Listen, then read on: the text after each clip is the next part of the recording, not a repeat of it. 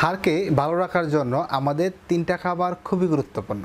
কারণ আমরা জানি আপনার হাড় যদি ঠিকঠাক না থাকে, ক্যালসিয়াম লেভেল যদি ঠিকঠাক না থাকে, তাহলে অল্প বয়সে আপনার কোমর ব্যথা হবে, হাঁটু ব্যথা হবে, মাজা ব্যথা হবে, বিভিন্ন ধরনের ব্যথা আপনি আক্রান্ত হয়ে যাবেন।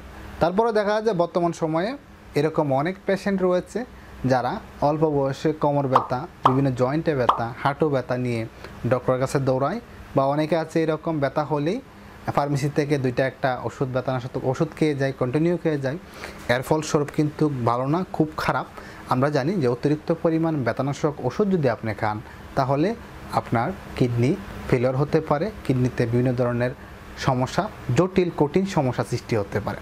অবশ্যই এখান থেকে সাবধান থাকবেন। আপনার হাড়কে মজবুত রাখার জন্য, ভালো রাখার জন্য আজকে 3টা খাবার আপনাদেরকে শেয়ার করব। আশা করব এই 3টা খাবার কন্টিনিউ খেয়ে গেলে আপনার ইন ফিউচারে জয়েন্টে ব্যথা, হাড়ে কোনো সমস্যা হবে না, ব্যথার ওষুধের জন্য ফার্মেসি বা ডক্টরের কাছে দৌড়াতে হবে না। ধন্যবাদ সকলকে। অবশ্যই নতুন হয়ে থাকলে চ্যানেলটা সাবস্ক্রাইব করবেন, ফেসবুক থেকে দেখে থাকলে ফলো করবেন এবং ভিডিওটা জনের সাথে শেয়ার করে দিবেন। সবুজ শাকসবজি, হ্যাঁ, যত ধরনের সবুজ শাকসবজি রয়েছে সেগুলো আমরা প্রচুর পরিমাণে খাবো। যেমন পালং শাক, পুঁই শাক, পাতাকপি, এগুলাতে প্রচুর পরিমাণে vitamin A, D, E, iron রয়েছে, জিঙ্ক রয়েছে, যেটা আমাদের হাড়কে স্ট্রং করতে, মজবুত করার জন্য অনেক বেশি সাহায্য করে। প্রত্যেক দিন চেষ্টা করবেন 1 গ্লাস কুসুম জল পানির মধ্যে একটা লেবু চিপে খাওয়ার জন্য। এটা কিন্তু আপনার শরীরে ইমিউনিটি সিস্টেমটা অনেক বেশি স্ট্রং করবে এবং আপনার হাড়কে মজবুত করতে সাহায্য করবে। দ্বিতীয় হচ্ছে ছোটো মাছ। হ্যাঁ, আমরা অনেক এরকম মানুষ রয়েছে, ছোটো মাছ আমরা খেতেই চাই না, ছোটো মাছ দেখলে আমাদের ভালো লাগে না, গলায় কাটা লাগবে, বিভিন্ন ধরনের অজুহাত। ছোটো মাছে যে পরিমাণ ক্যালসিয়াম রয়েছে সেটা কিন্তু বড় মাছে পাওয়া যায় না। কারণ হচ্ছে বড় মাছের যে হাড়গুলা বা কাঁটাগুলো আছে সেগুলো কিন্তু আপনি খেতে পারেন না।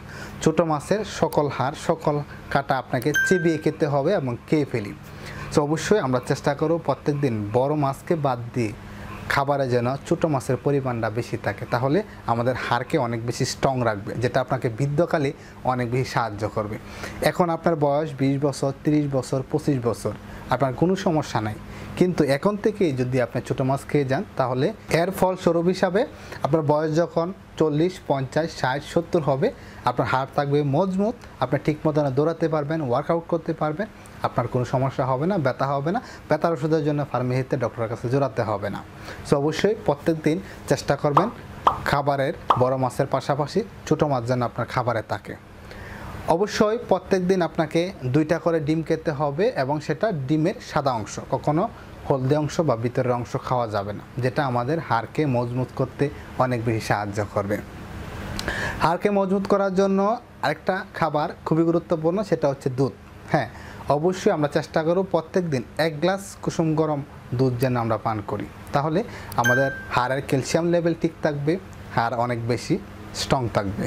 3 নম্বর এবং লাস্ট হচ্ছে এক্সারসাইজ করা। হ্যাঁ, অবশ্যই আমাদের প্রত্যেক দিন উচিত 1 ঘন্টা করে এক্সারসাইজ করার জন্য, যেটা আপনার ওজনকে অনেক বেশি নিয়ন্ত্রণ করবে। দেখুন, একটা মানুষের ওজন যদি হাইট এবং বয়স অনুযায়ী অনেক বেশি থাকে, তাহলে তার হাড়ের উপরে অনেক বেশি চাপ পড়ে, চাপ পড়ার কারণে হাড়গুলা ক্ষয় হয়ে যায়।